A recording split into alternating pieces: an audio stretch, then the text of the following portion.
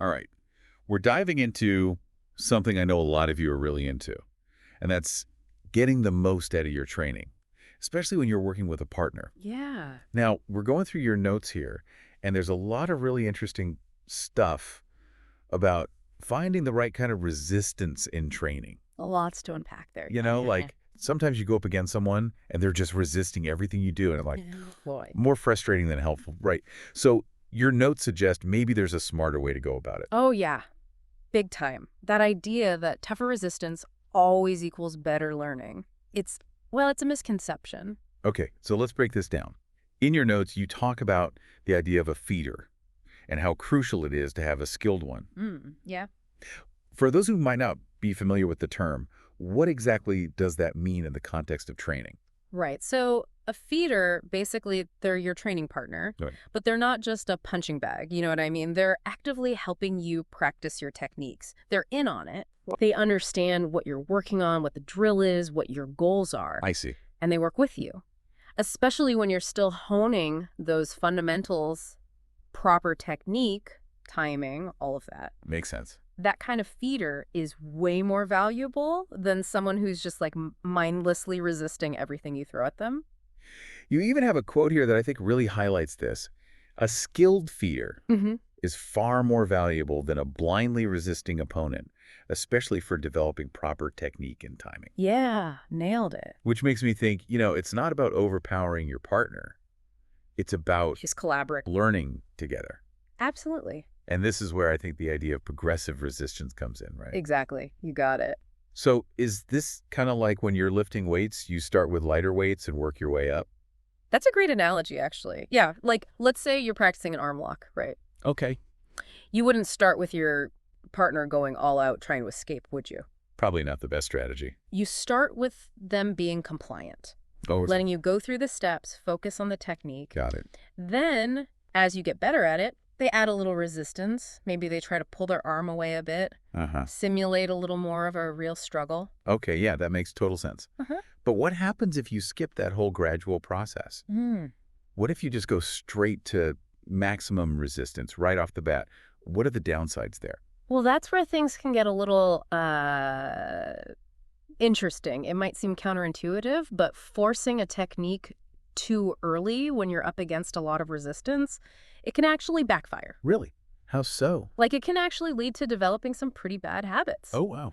Say you're working on that wrist lock. Yeah. And every time you're just trying to muscle through it against full resistance, Mhm. well, you might start relying on that brute force instead of actually using proper technique. Ah, I see. So you're basically ingraining the wrong movements. You got it. You end up hitting a wall because you never learned the finesse, the right way to do it. So it's like we're actually hindering our own progress because we're trying to go too hard too fast. That's a perfect way to put it, yeah. And this is where having a good feeder comes in. They know when to challenge you, make you think and adjust, Right. but they won't push you so hard that you're forced to fall back on those bad habits. It's kind of like trying to learn a really difficult dance routine.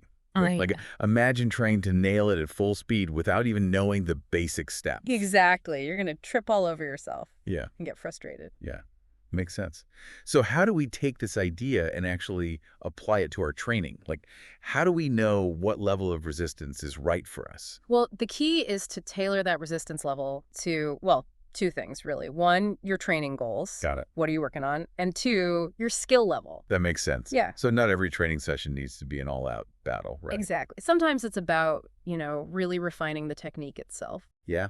Just getting those movements down pat. Exactly. And a good training partner, a skilled feeder, they get this. They'll adjust what they're doing based on what you need. They'll give you that pushback, but they won't overwhelm you. It's about finding that balance. Challenge you, but also allow you to actually, succeed. Right. And build that confidence. This is so interesting because when I hear you talk about this, about like gradually increasing that resistance and how your partner should adapt to how you're doing, Mm-hmm. it reminds me a lot of some of the core principles in self-defense. You know what? That's a fantastic point. There's definitely a connection there. Like, how so? Think about it. How do we train to respond to an attack? Hmm.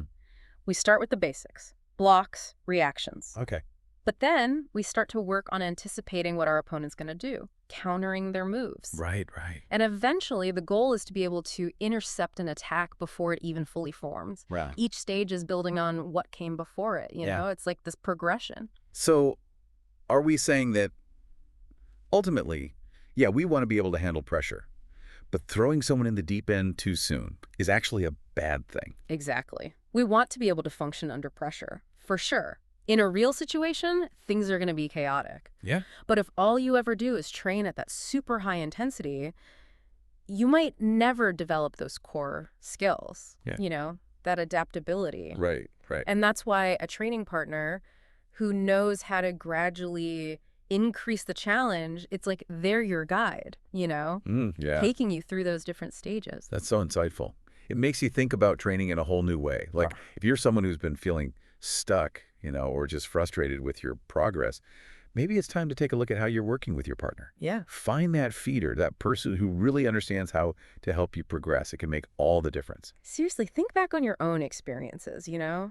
Have you ever had training partners who just seemed to know intuitively how much to push you? Or, maybe some who were just always going 100% all the time. Yeah, it's making me really appreciate what a skill it is to be a good feeder. It's not just about being tough. It's about being a supportive partner, being adaptable, someone who actually wants to see you succeed. Totally. Couldn't have said it better myself. This has been fantastic, really eye-opening. I'm glad to hear it. Always fun to dive deep into this stuff. All right, well, that's going to do it for this deep dive. Until next time. See you then.